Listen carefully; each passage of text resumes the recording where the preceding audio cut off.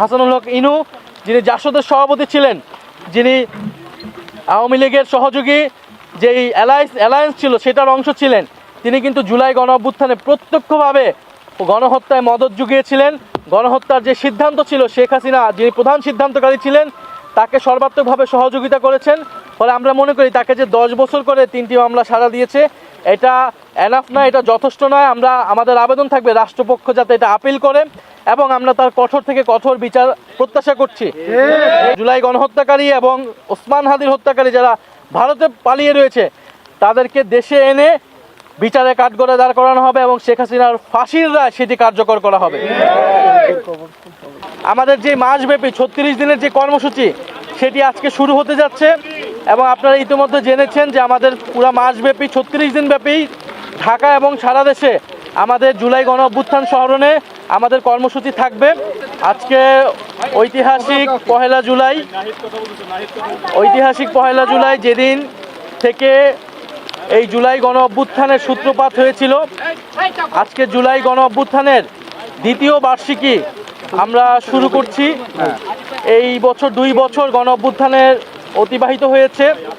আমরা আজকের এই পহেলা জুলাইতে আমরা আজকে এসেছি রায়েরবাজার সংলগ্ন জুলাই গণ অভ্যুত্থানের শহীদদের যে গণকবর রয়েছে, সেই গণকবরে কবর জিয়ারত করতে এবং তাদের প্রতি শ্রদ্ধা জ্ঞাপনের মাধ্যমে আমাদের যে মাসব্যাপী 36 দিনের যে কর্মসূচি, সেটি আজকে শুরু হতে যাচ্ছে এবং আপনারা ইতিমধ্যে জেনেছেন যে আমাদের পুরো মাসব্যাপী 36 দিন ব্যাপী ঢাকা এবং সারা দেশে আমাদের জুলাই গণ অভ্যুত্থান স্মরণে আমাদের কর্মসূচি থাকবে।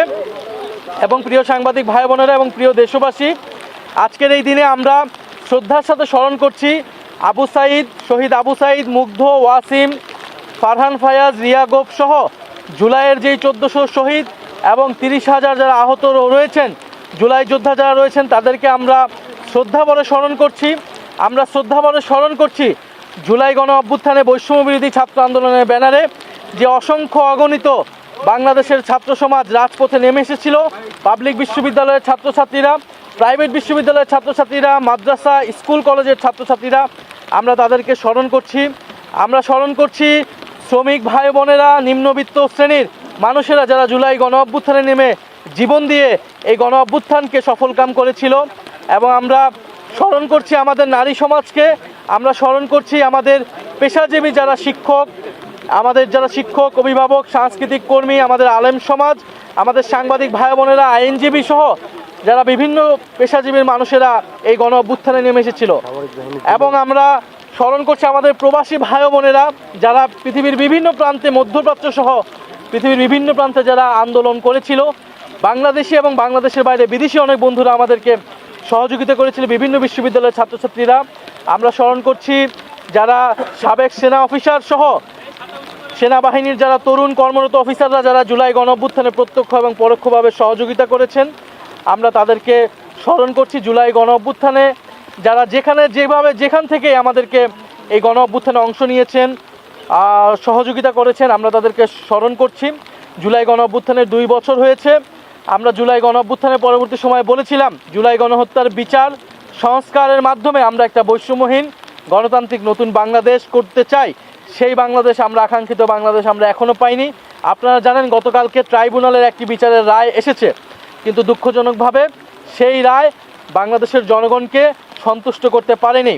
এবং আমরা মনে করি সেই রায়ের মাধ্যমে আমরা যারা জুলাই গণ অভ্যুত্থানে অংশ নিয়েছিলাম, যারা শহীদ পরিবার, যারা আহত যোদ্ধা রয়েছে, তারা কোনো ন্যায় বিচার পায়নি। হাসানুল হক ইনু, যিনি জাসদের সভাপতি ছিলেন, যিনি আওয়ামী লীগের সহযোগী যেই অ্যালায়েন্স ছিল সেটার অংশ ছিলেন, তিনি কিন্তু জুলাই গণ অভ্যুত্থানে প্রত্যক্ষভাবে গণহত্যায় মদত জুগিয়েছিলেন। গণহত্যার যে সিদ্ধান্ত ছিল, শেখ হাসিনা যিনি প্রধান সিদ্ধান্তকারী ছিলেন, তাকে সর্বাত্মকভাবে সহযোগিতা করেছেন। ফলে আমরা মনে করি তাকে যে 10 বছর করে 3টি মামলা সাজা দিয়েছে, এটা এনাফ নয়, এটা যথেষ্ট নয়। আমাদের আবেদন থাকবে রাষ্ট্রপক্ষ যাতে এটা আপিল করে এবং আমরা তার কঠোর থেকে কঠোর বিচার প্রত্যাশা করছি। এই সরকার আসার পরে মাত্র 2টি মামলার রায় আমরা পেয়েছি এবং তদন্ত কার্যক্রমে রিপোর্ট দাখিলে আমরা যথেষ্ট ধীরগতি দেখছি। ফলে আমরা আশা করব যে সরকার এবং ট্রাইব্যুনাল দ্রুত সময়ের মধ্যেই বিচার নিষ্পন্ন করবে এবং অলরেডি শেখ হাসিনার মামলার রায় হয়ে রয়েছে। আমরা আশা করব যে শেখ হাসিনাকে সহ জুলাই গণহত্যা জুলাই গণহত্যাকারী এবং ওসমান হাদির হত্যাকারী যারা ভারতে পালিয়ে রয়েছে তাদেরকে দেশে এনে বিচারে কাঠগড়ায় দাঁড় করানো হবে এবং শেখ হাসিনার ফাঁসির রায় সেটি কার্যকর করা হবে। এবং শহীদ পরিবারদেরকে যেই প্রতিশ্রুতি দেওয়া হয়েছিল তাদের আর্থিক সহায়তা, জুলাই যোদ্ধাদের পুনর্বাসন, সেই সকল কার্যক্রম যাতে যথাযথভাবে পালন করা হয়। আমরা যে কবরস্থানগুলো আজকে আসলাম এবং সারা বাংলাদেশে যে কবরস্থানের সংরক্ষণ করার একটা পরিকল্পনা ইন্টারিম গভর্নমেন্টের সময় নেওয়া হয়েছিল, কিন্তু এই কর্মসূচিটা পালন করা হয়নি, এই কার্যক্রমটা পালন করা হয়নি। ফলে আমাদের দাবি থাকবে যাতে কবরস্থানগুলো সংরক্ষণ করা হয়। আর প্রিয় সাংবাদিক ভাই বোনেরা, আমাদের যে অন্যতম দাবি যে জুলাই সনদ বাস্তবায়ন, সংস্কার বাস্তবায়ন, গণভোটের রায় অনুযায়ী সংস্কার বাস্তবায়ন।